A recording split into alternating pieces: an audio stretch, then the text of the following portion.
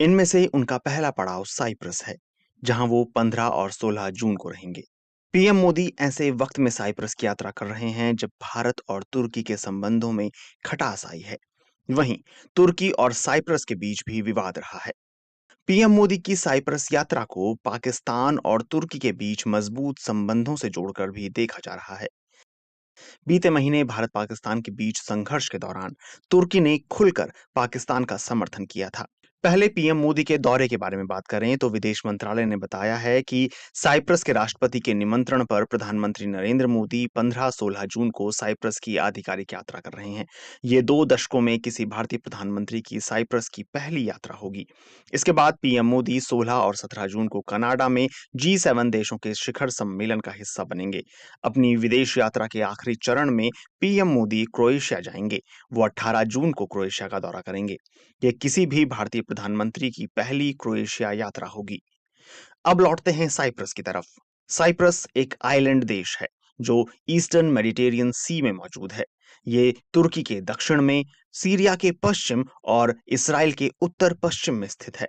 यहाँ तुर्की और ग्रीक समुदाय के लोग रहते हैं, जिनके बीच लंबे समय से नस्लीय विवाद रहा है। साल 1974 में ग्रीक लड़ाकों की ओर से तख्तापलट की एक घटना के बाद तुर्की की सेना ने इस द्वीप पर आक्रमण किया था।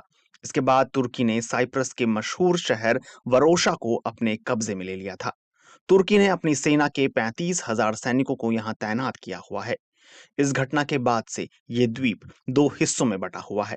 तुर्क साइप्रस वासियों ने अपने इलाके को एक स्वघोषित राष्ट्र का दर्जा दिया है, जिसे सिर्फ तुर्की स्वीकार करता है।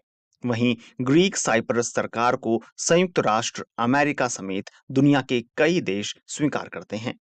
भारत साइप्रस पर संयुक्त राष्ट्र सुरक्षा परिषद के प्रस्तावों का पालन करने की अपील करता रहा है, जिसमें साइप्रस से विदेशी सैनिकों को वापस बुलाने की अपील भी शामिल है। इसके अलावा भारत ने कई मौकों पर उत्तरी साइप्रस में तुर्की की कार्रवाइयों की निंदा भी की है। हालांकि एक्सपर्ट्स पीएम मोदी की साइप्रस यात्रा को तुर्की से आगे बढ़कर भी देख रहे हैं। Royal United services institute for defence and security studies के एसोसिएट फेलो सैमुअल रमानी ने एक्स पर लिखा कि G7 से पहले नरेंद्र मोदी साइप्रस की यात्रा करेंगे। इसे तुर्की पाकिस्तान के संबंधों की प्रतिक्रिया के रूप में देखा जा रहा है, लेकिन ये उससे आगे की बात है। भारत साइप्रस के साथ अच्छे संबंधों को IMEC यानी India middle east Europe economic corridor के समर्थन के रूप में देखता है। भारत इसराइल साइप्रस से एनर्जी एक्सट्रैक्शन की संभावना पर भी नजर रख रहा है। 2021 में तुर्की के राष्ट्रपति रेचेप तैयप अर्दोआन ने कहा था कि साइप्रस समस्या का समाधान तब तक नहीं हो सकता जब तक ये स्वीकार न किया जाए कि वहां 2 समुदाय हैं और 2 राज्य हैं जिनका एक समान स्तर है। लेकिन इसराइल ने अर्दोआन के इस बयान की निंदा की थी। इसराइल दोहराता रहा है कि साइप्रस को उसका पूरा समर्थन हासिल है। इसराइल के साइप्रस को समर्थन देने की वजह से तुर्की और उसके बीच टकराव की आशंकाएं भी बढ़